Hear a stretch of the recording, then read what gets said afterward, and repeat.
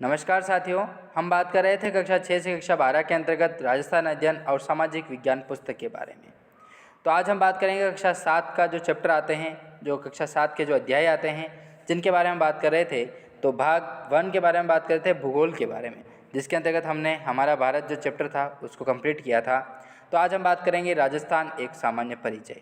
यहाँ से जो भी प्रश्न बनेंगे वो आगामी एग्जाम्स में देखने को मिलेंगे, चाहे CET, LDC, पटवार, रेट वगैरह का हो गया, टीचर बेस जो भी हैं आपके, वो सारे हो गए।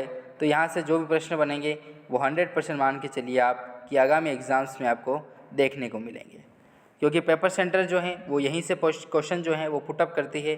क्योंकि NCERT और जो RBSC होती है उनका मेन मकसद यही होता है कि आगामी जो भी एग्ज़ाम्स होने वाले हैं उनमें हमारा ही पार्ट रहे, और यही रहता है क्योंकि आपका जो बेस लेवल 0 लेवल है वो NCERT की ही पुस्तकें हैं। ठीक है, NCERT और RBSC की ही पुस्तकें हैं जो कक्षा 6 से कक्षा 12 के अंतर्गत हमारे कक्षाओं में चलाई जाती है। तो आज हम बात करेंगे राजस्थान एक सामान्य परिचय। ठीक है, डेटा पुराना है लेकिन यहाँ से जो क्वेश्चन जो लाइन वाइज बनते आ रहे हैं वो इम्पोर्टेंट हो जाते हैं। ठीक है, नए डेटा के बारे में बात करेंगे तो वो भी जल्द आने वाला है, उस पर भी काम चल रहा है। तो बात करेंगे राजस्थान एक सामान्य परिचय। पहला प्रश्न आता है, स्वतंत्र पूर्व राजस्थान कितनी रियासतों व ठिकानों में बटा हुआ था? तो 19 रियासत और 3 ठिकानों व एक केंद्र शासित प्रदेश जो है उसमें बटा हुआ था। 3 ठिकाने कौन से थे? तो लावा, कुशलगढ़, निमराना जो हैं वो ठिकाने थे। राजस्थान का एकीकरण कब होता है? तो 18 मार्च 1948 को 48 से शुरू होता है और 1 नवंबर 1956 को पूरा होता है। तो इसको पूरा होने में जो समय लगता है, जो अंतराल होता है, वो होता है 8 वर्ष का, 7 माह और 14 दिन लगते हैं। 8 माह 7 दिन 8 वर्ष 7 माह 14 दिन लगते हैं। ठीक है, आप कैलकुलेशन भी देख लीजिए। 18 मार्च से लगा करके 18 मार्च 1948 से लगा करके 1 नवंबर 1956 तक। फिर तीसरा प्रश्न आता है कि राजस्थान को कितने भौगोलिक भूभागों में बांटा गया है? तो 4 भागों में इसको बांटा गया है। ठीक है, इसी तरीके से आप एक बार नक्शे को भी देख लीजिएगा, मैंने डायरेक्ट पुस्तक से उठाया है। तो 4 भौतिक भाग हो जाएंगे, पश्चिमी मरुस्थलीय प्रदेश, अरावली पर्वतीय प्रदेश, पूर्वी मैदानी प्रदेश और दक्षिण पूर्वी पठारी प्रदेश। तो इस तरीके से इसको डिवाइडेशन के रूप में बांटा गया है, उसको आप देख लीजिए। चौथा प्रश्न आता है कि थार के मरुस्थल का राज्य में विस्तार कितना है? तो राज्य के जो 12 जिले हैं उनमें कुल भौगोलिक क्षेत्र के 61% का जो भाग है वो थार मरुस्थल का विस्तार है, जिसके अंतर्गत आते हैं बाड़मेर, जोधपुर, जैसलमेर, बीकानेर, गंगानगर, हनुमानगढ़, जालौर, पाली, नागौर, चूरू, झुंझुनू और सीकर। फिर पांचवा प्रश्न आता है कि राजस्थान की कितनी जनसंख्या थार के मरुस्थल में निवास करती है? तो 40% जो है, ये परसेंटेज जो है दोस्तों ये बहुत सबसे ज़्यादा है, सर्वाधिक माना जाता है 40% किसी जनसंख्या का किसी रेगिस्तान, किसी मरुस्थल में निवास करना। भारतीय महामरुस्थल के क्षेत्र में कौन शामिल है? तो बीकानेर, जैसलमेर और बाड़मेर जो हैं वो, जिनमें बहुतायत थार गटीले हैं, इसलिए इसको रखा गया है इसके अंतर्गत। फिर प्रश्न आता है कि राजस्थान का राज्य पुष्प किसे कहते हैं? तो वो रोहिड़ा के नाम से जाना जाता है। रोहिड़ा को राज्य पुष्प का दर्जा दिया गया है। ये देखिए रोहिड़ा के पुष्प हैं। ठीक है, इनको क्या कहा जाता है वो आप आगे बात करेंगे, जंगल की ज्वाला वगैरह जो भी है। राजस्थान का राज्य वृक्ष कौन सा है? तो खेजड़ी है, खेजड़ी राज्य वृक्ष है। ठीक है, राज्य में अरावली का विस्तार कितना है? तो राज्य के कुल क्षेत्रफल का 9% जो है वो विस्तार हो जाता है उसका। फिर बात करते हैं गुजरात के खेड़ ब्रह्मा से दिल्ली तक अरावली की लंबाई जो है वो हो जाएगी 692 किलोमीटर राजस्थान में है।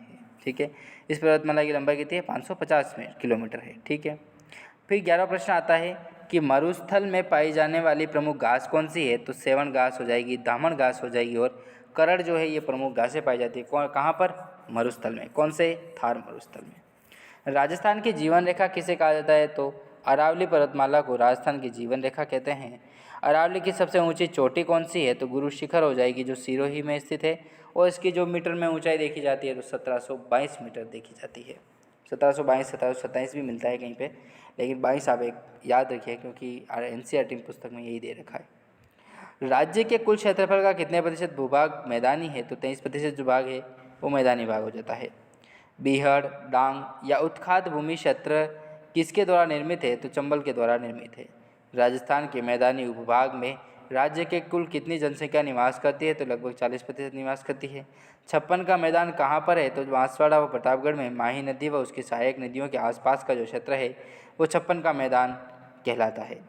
फिर प्रश्न आता है 18वां प्रश्न की देखें तो देखिए, राजस्थान के पूर्वी मैदान को कौन सी नदियाँ पोषित करती है? तो चंबल, माही, बनास, बाणगंगा, कांतली जो नदियाँ हैं वो पोषित करती है। राज्य के कितने प्रतिशत भूभाग पर पठार विस्तृत है? तो 7% भाग हो जाएगा। राज्य के प्रमुख पठार कौन कौन से हैं? तो देखिए, उड़िया का पठार, आबू का पठार, पोराट में मैसा का पठार, उपरमाल का पठार और लसाड़िया का पठार, जो कट्ठा पठार है वो लसाड़िया का पठार है। राजस्थान में कितने प्रकार के जलवायु परिस्थितियाँ पाई जाती है? तो 5 प्रकार की पाई जाती है। अब देखते हैं कितने क्वेश्चन और बाकी रह रहे हैं, ताकि इनको इसी वीडियो में लें या फिर अगले वीडियो में देखें, जो भी है इसी वीडियो में देख लेते हैं। 4-5 क्वेश्चन ही है, थोड़ा सा आप सब्र कीजिएगा। तो इस तरीके से विभाजित किया गया है राजस्थान को, ठीक है, शुष्क, अर्धशुष्क, उप आर्द्र, आर्द्र और अति आर्द्र में। स्क्रीनशॉट लेना चाहो तो इसका आप ज़रूर लीजिएगा, ठीक है, क्योंकि बहुत इंपॉर्टेंट है। इन क्षेत्रों के बारे में प्रश्न बनते हैं, तो इन प्रश्नों को ही अपना सोल्व करने का उद्देश्य है। 22वां महत्वपूर्ण प्रश्न आता है कि राजस्थान में औसत वार्षिक वर्षा कितनी होती है? तो 57.51% हो जाती है, धीरे धीरे कम होती जा रही है। राजस्थान में कितने प्रतिशत की ऋतुएं हैं? तो 3 प्रकार की ऋतुएं पाई जाती है। राजस्थान में ग्रीष्म ऋतु से चलने वाली तेज हवाएं जो किस नाम से जानी जाती है? उन्हें लू कहा जाता है। कभी बाहर नहीं निकलना चाहिए, लू लग जाती है तो इससे दस्त लगती है। राज्य का सबसे ठंडा स्थान कौन सा है? तो माउंट आबू जो है वो ठंडा स्थान हो जाएगा, बरखुनियांस्क। राजस्थान में अधिक वर्षा किस मानसून शाखा से होती है? तो बंगाल की खाड़ी की जो शाखा है वहाँ से होती है। राज्य के किस जिले में सर्वाधिक वर्षा होती है? तो झालावाड़ में होती है, लगभग 100 सेंटीमीटर होती है। राज्य के किस जिले में सबसे कम वर्षा होती है? तो जैसलमेर में होती है, जो लगभग 10 सेंटीमीटर होती है। राज्य में सर्वाधिक वर्षा वाला स्थान कौन सा है? तो माउंट आबू का नाम आता है, जो लगभग 150 सेंटीमीटर वर्षा रखता है। राज्य में हिमालय की ओर से आने वाली ठंडी हवाएं क्या कहलाती है? तो उन्हें शीतलहर के नाम से कहते हैं। तो शीतलहर और लू दोनों डिफरेंट नाम है, ठीक है, एकदम बिल्कुल विपरीत नाम है, तो याद रखिएगा। तो दोस्तों, ये कुछ अपने चैप्टर्स के बारे में, अध्याय के बारे में बात की थी। तो मिलते हैं नेक्स्ट वीडियो में, तब तक के लिए जय हिंद, जय भारत।